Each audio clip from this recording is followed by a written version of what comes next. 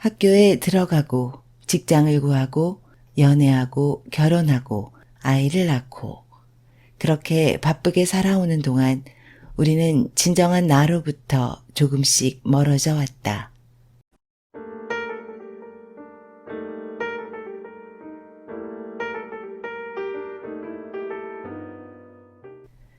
건강한 지식을 함께하는 세이버스입니다. 오늘 읽어드릴 책은 자기 돌봄, 타라 브렉이 쓰고 생각 정원에서 편했습니다. 부제는 누구보다 사랑하고 싶은 나를 위한 자기 치유법입니다. 심리학자인 저자는 동양의 윗바사나 명상에 주목하고 있습니다. 윗바사나 명상은 주관을 개입시키지 않고 주체와 객체를 분리하여 바라보는 명상입니다. 자기 돌봄은 잠시도 생각이 끊어지지 않는 내 마음이 엉뚱한 곳으로 달아나 나를 괴롭히지 않도록 하는 것에서 시작합니다. 생각의 쳇바퀴를 멈추고 순간순간 내 마음을 관찰하고 진짜 나를 인식하여 마침내 나를 사랑하고 온 세상을 껴안기에 이르는 과정을 안내하고 있습니다. 저자 소개 타라 브렉, 미국의 임상심리학자이자 대표적인 불교 명상가, 산타바바라에 있는 필딩 대학원에서 임상심리학 박사학위를 받고 워싱턴 통찰 명상 공동체를 창립했다. 35년 넘게 윗바사나 명상을 위주로 수행하고 가르쳐왔다. 그녀는 서양의 심리학과 동양의 불교 명상을 결합한 심리치유 프로그램으로 정신적 고통을 받는 사람들에게 큰 공감과 위로를 주었다. 이 책에서 그녀는 행복한 삶의 원동력을 받아들이는 힘에서 찾았다. 이는 자신의 경험을 있는 그대로 보고 받아들이는 것을 말한다. 책의 큰 목차 1장 좋거나 나쁜 것은 없다. 단지 생각이 있을 뿐이다. 2장 멈춤 우리는 지금 이 순간에만 존재한다. 3장 내 속의 모든 나를 용서하다. 4장 당신의 생각이 당신의 운명이 된다. 5장 내 마음이 쉬는 의자를 마련하라. 6장 만들어진 타인과 영화 찍기를 그만두라. 7장 누구의 삶도 잘못된 것이 아니다. 8장 사랑은 고통 없이 완성되지 않는다. 9장 지금 나부터 사랑하라. 이제 책을 발췌해서 읽어드리겠습니다. 20대의 불교를 만나면서 내 인생은 달라졌다. 여느 젊은이가 그러하듯 나 역시 열심히 살았다. 몸을 혹사시킬 만큼 공부하고 사회운동에 매달리며 무엇이든 적극적으로 활동했다. 그래야만 가치 있는 인생인 줄 알았다. 마음속에 누군가가 너는 아직도 부족하고 무언가 더 나아지도록 노력해야 한다고 끊임없이 속삭여댔다. 나는 그 마음을 늘 의식하고 눈치를 보면서 스스로를 다그쳤다. 조금이라도 느슨해진다 싶으면 게으름 떨지 말라고 으름장을 놓았다. 원하는 대로 일이 풀리면 와 하고 기뻐하지만 그것은 잠깐, 그 뒤는 언제나 허전했다. 그리고 그것이 끝이 아니라 그 다음이 나를 기다리고 있었다. 나는 마치 거대한 벽 앞에 서 있는 아이처럼 막막했다. 용기의 불씨를 끌어모아 다시 힘을 내보지만 마음속으로 지쳤어, 못하겠어 라고 푸념하기를 반복했다. 앞으로 또 무엇이 기다리고 있을지 두려웠다. 주위 사람들은 나를 열정적으로 살아가는 젊은이라고 치켜세웠다. 그럴수록 나는 더 깊은 외로움과 우울, 슬픔에 빠져들었다. 그러던 어느 날 누구보다 열심히 살아가는 나인데 왜 이리 힘들고 외로울까? 나의 무엇이 잘못된 것일까? 라는 의문이 들기 시작했다. 오랫동안 나는 그 고민에 매여 마치 안개 속을 헤매는 듯했다. 안개를 걷어준 것은 불교였다. 불교는 나를 늘 따라다니는 불안과 고통, 우울감을 똑바로 바라보게 했다. 그리고 그 원인이 나 자신은 항상 부족하고 모자라다는 생각에서 비롯됨을 깨닫게 해주었다. 불교는 모든 사람에게 불성이 있다고 본다. 불성이란 부처, 즉 완전한 존재라는 뜻이다. 그러나 우리는 스스로 완전하다는 것을 알지 못한 채 열등하고 무가치한 존재로 인식한다. 그래서 부족함을 채우기 위해 무언가를 끊임없이 욕망한다. 욕망은 바라고 원하는 것이다.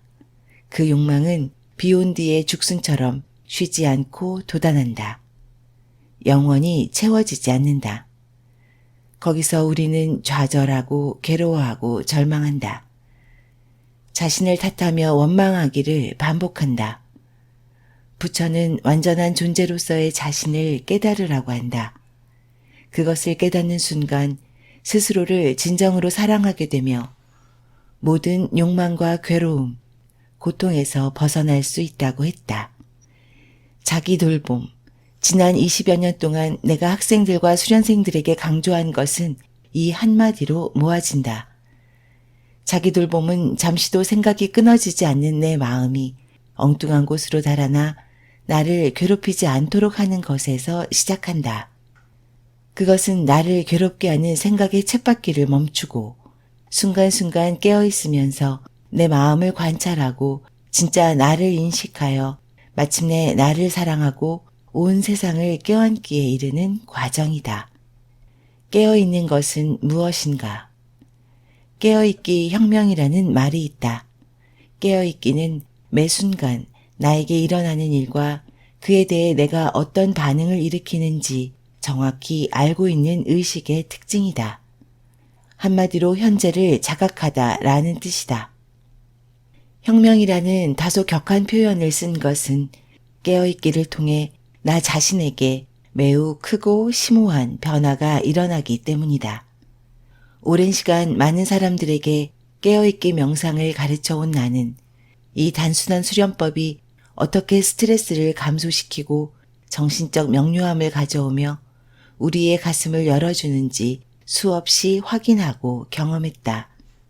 놀라운 것은 깨어있기가 한 사람에게만 영향을 주는 것이 아니라 그 가족, 주변 사람들 등 그가 속한 세계를 변화시키고 치유한다는 점이다.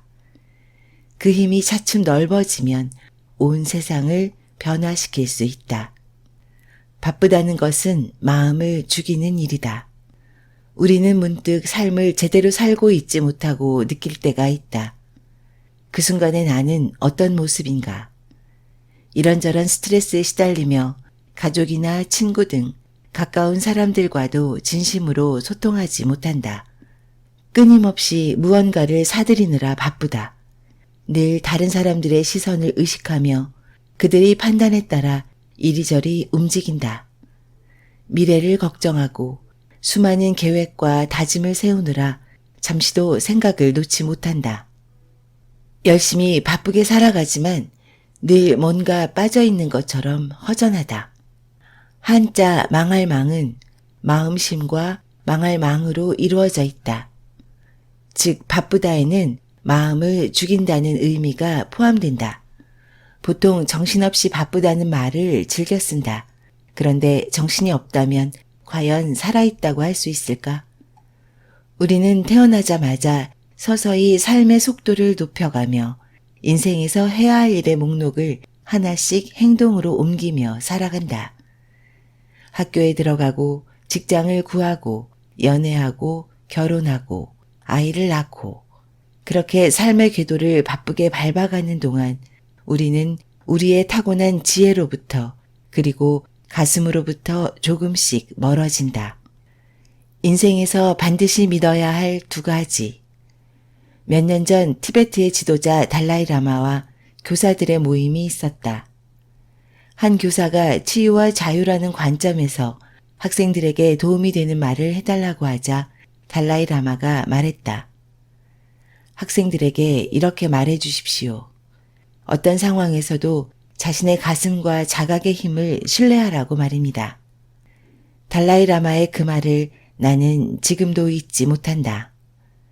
자신의 가슴과 자각의 힘에 대한 신뢰.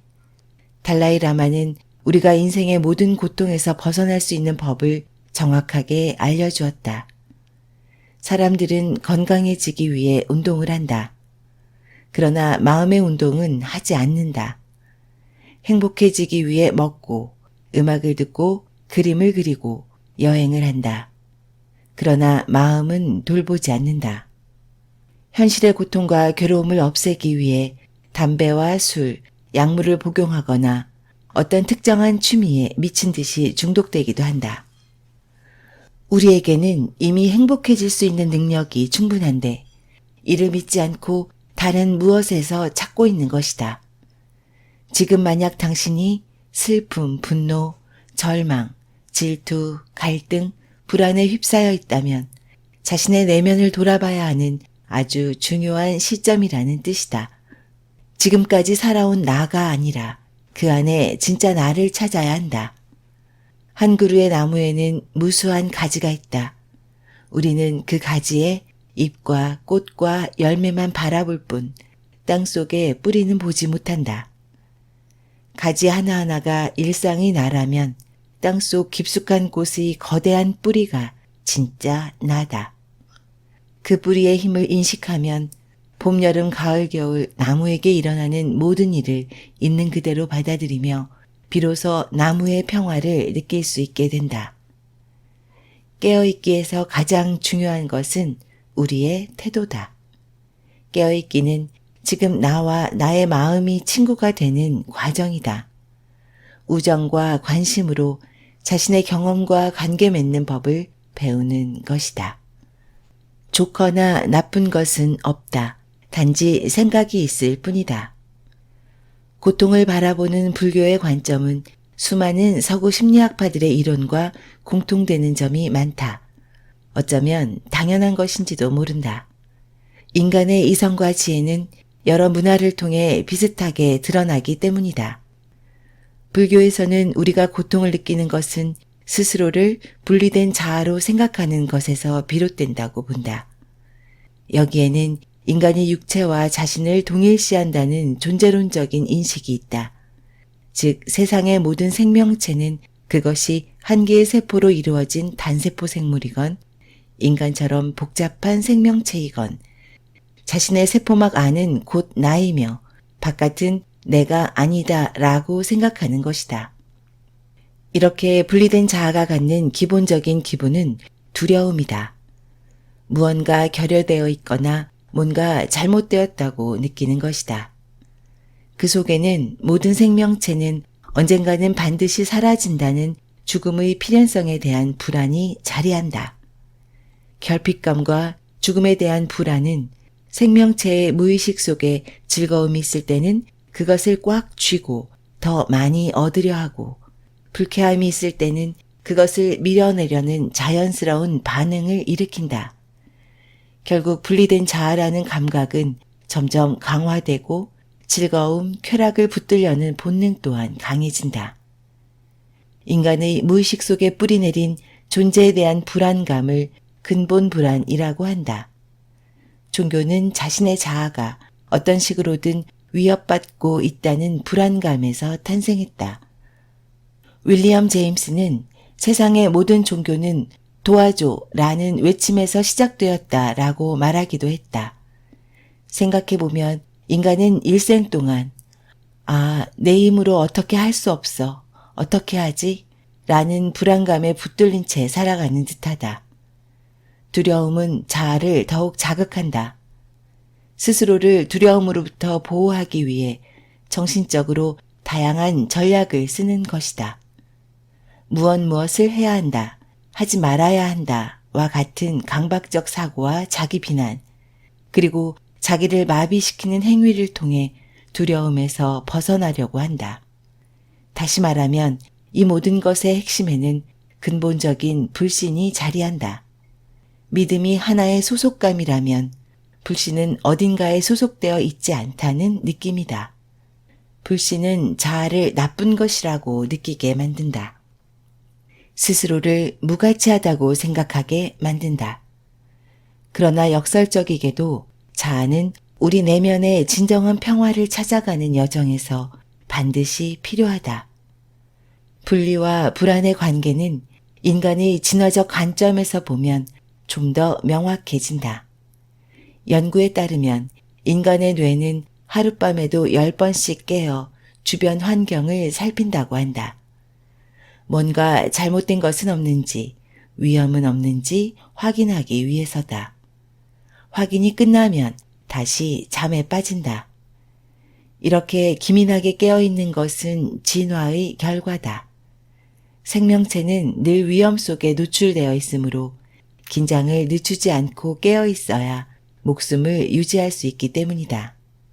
인간의 뇌 또한 위험에 대한 감각이 점점 강화되면서 우리 내면에는 언제든 뭔가 잘못될 수 있다는 무의식적인 생각이 흐르게 되었다.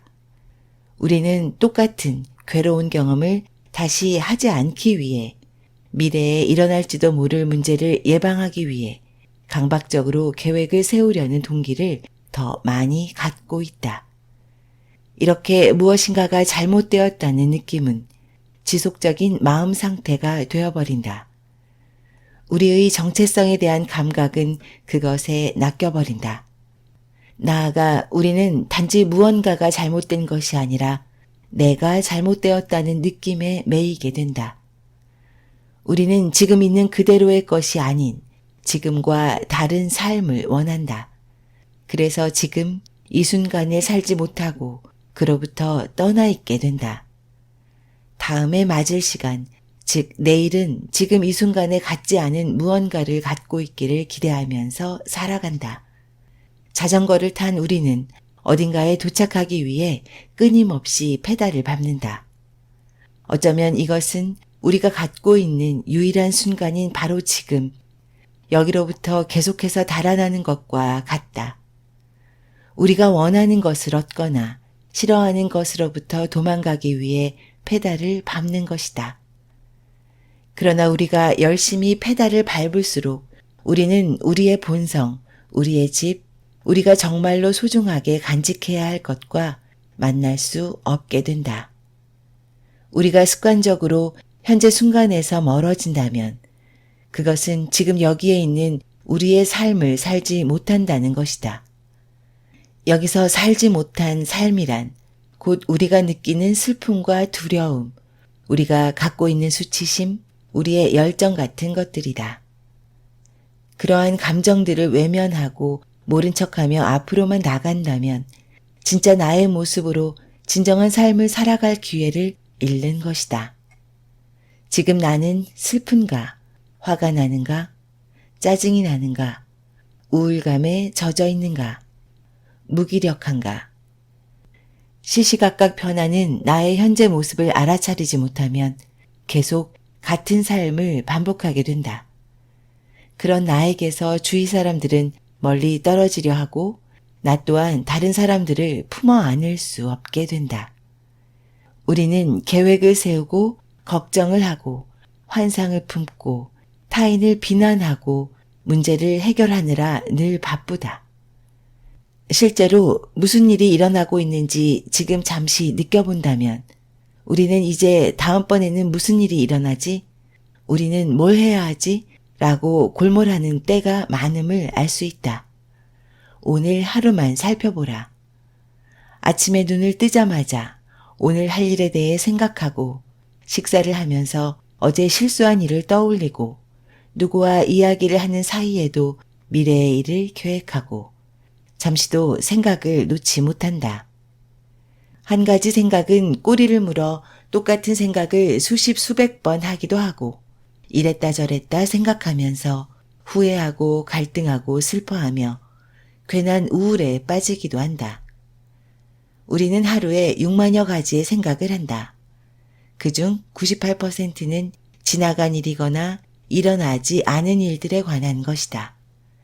모든 일이 한꺼번에 일어나지 않음에도 과거와 미래까지 동시에 생각한다. 물론 생각한다는 것이 비생산적이라는 말은 아니다. 생각은 삶에서 매우 중요한 기능을 담당한다. 수많은 행동의 동력이기 때문이다. 그러나 생각은 분명한 가상현실이다. 우리는 머릿속에만 존재하는 가상현실 속에서 지나치게 많은 시간을 보내고 있다. 어쩌면 당신은 이 책을 읽고 있으면서도 수시로 가상현실 세계로 왔다 갔다 할지도 모른다. 자연스러운 현존에 이르기 위해서는 가상현실과 덧없는 생각에서 깨어나겠다는 의지가 필요하다. 그리고 지금 여기에 있는 우리의 몸과 감각으로 돌아와야 한다. 과거의 일에 괴로워하고 일어나지 않는 일들에 대해 두려워하며 몸과 마음을 괴롭힌다. 지금의 감각으로 돌아오기 위해서는 잠시 멈출 수도 있음을 인지해야 한다. 많은 시간 동안 미래에 집착해 미래를 알고 싶어 하고 상상한다. 지금 여기가 아닌 다른 어딘가로 도달하고자 한다. 그러나 우리가 돌아올 것은 여기다. 우리가 진정한 집으로 돌아오기 위해서는 우선 멈춰야 한다. 그것은 생각에서 깨어나는 것이다. 생각을 제거하는 것이 아니라 무슨 생각을 하는지 자각하는 것이다. 자각은 자기 자신을 의식하는 상태다. 지금 여기 이 순간에 존재하고 있다는 감각을 확립하는 것이다. 좋아, 지금 이 순간에 깨어있겠어 라고 스스로에게 말해보라.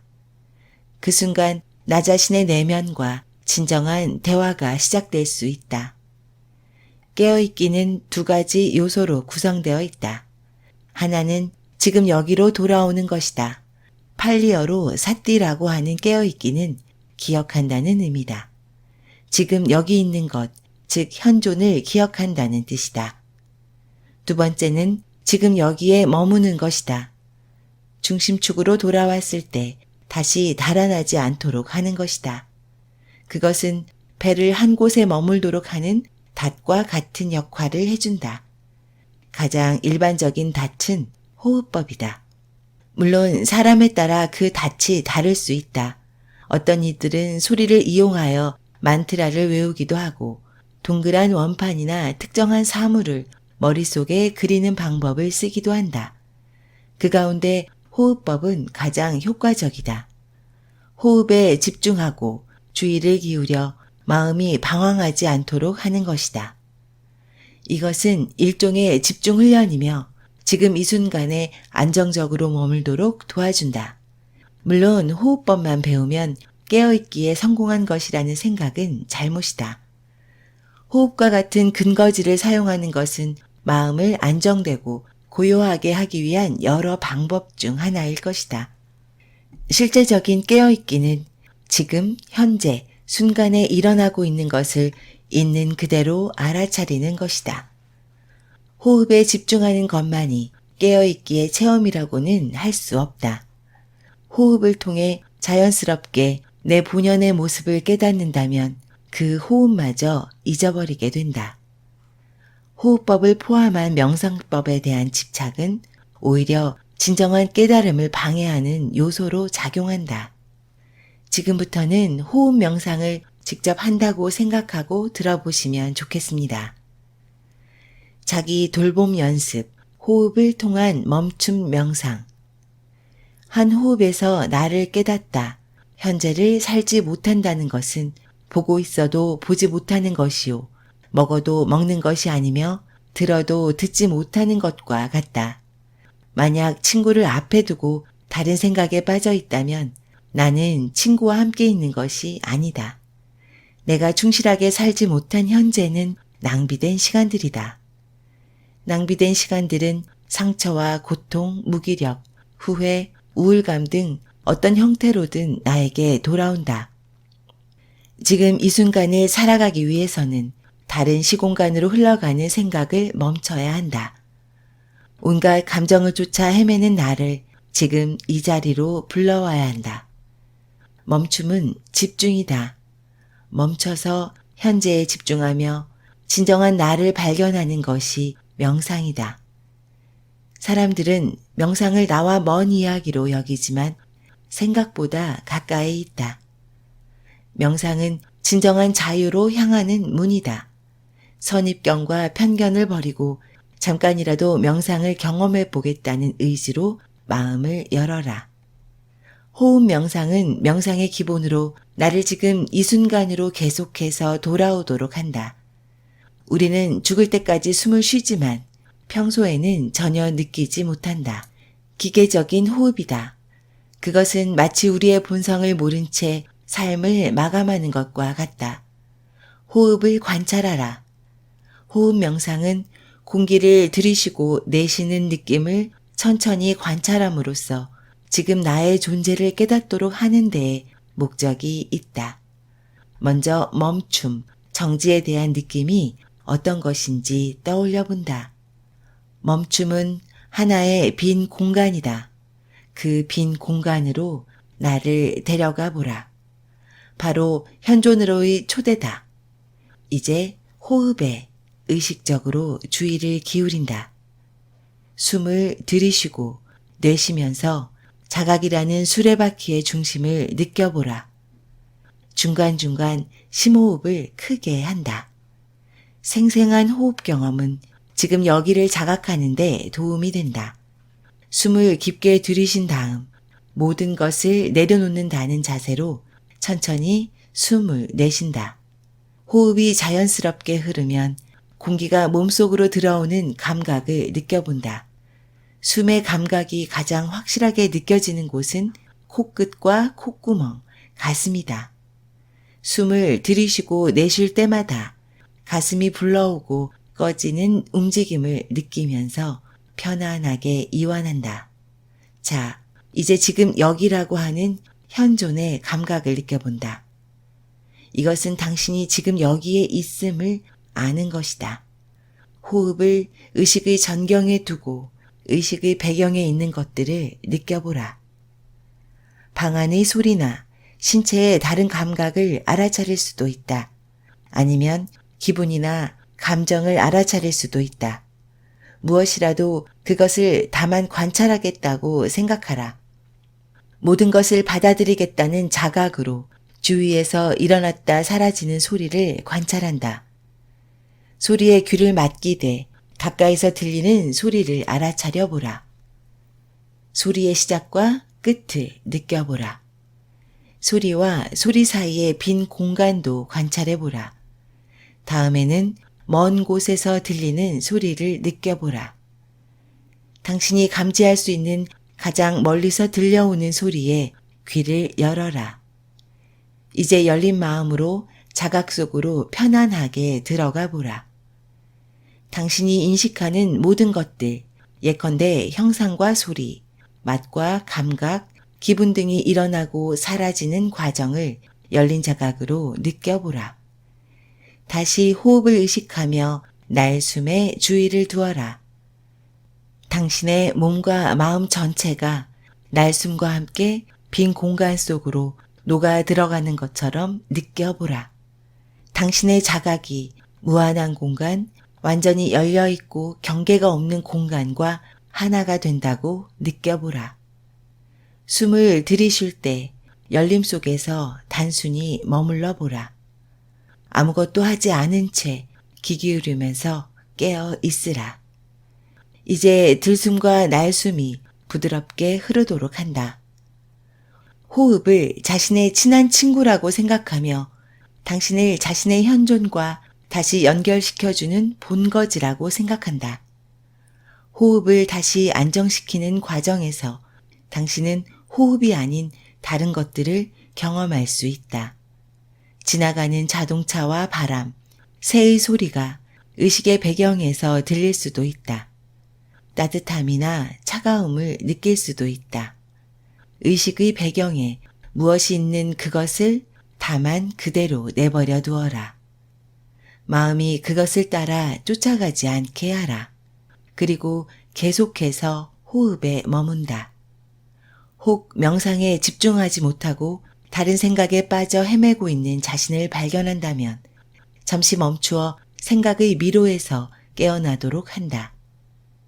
다시 한번 호흡의 들숨과 날숨을 의식하면서 지금 여기로 부드럽게 되돌아오는 것이다. 지금 여기에서 일어나는 일이면 무엇이든 그것에 깨어있으면 된다. 바로 이 소리, 이 순간의 생생함으로 돌아오는 것이다. 자신이 바로 여기에 있음을 느껴보는 것이다. 지금까지 타라 브렉의 자기 돌봄의 일부를 읽어드렸습니다. 저자는 중국 시인 무문회계의 시를 인용하고 있습니다. 오늘 방송은 이 시로 마무리하겠습니다. 봄에는 1만 송이 꽃이 피고 가을에는 달이 뜨네. 여름에는 시원한 바람이 불고 겨울에는 눈이 내리네. 우리의 마음이 불필요한 것들에 의해 가려지지 않는다면 바로 지금이 당신 삶의 최고의 시절인 것을. 지금 이 순간, 지금 이 나이가 최고로 좋은 날입니다. 지금까지 건강한 지식을 함께하는 세이버스였습니다. 감사합니다.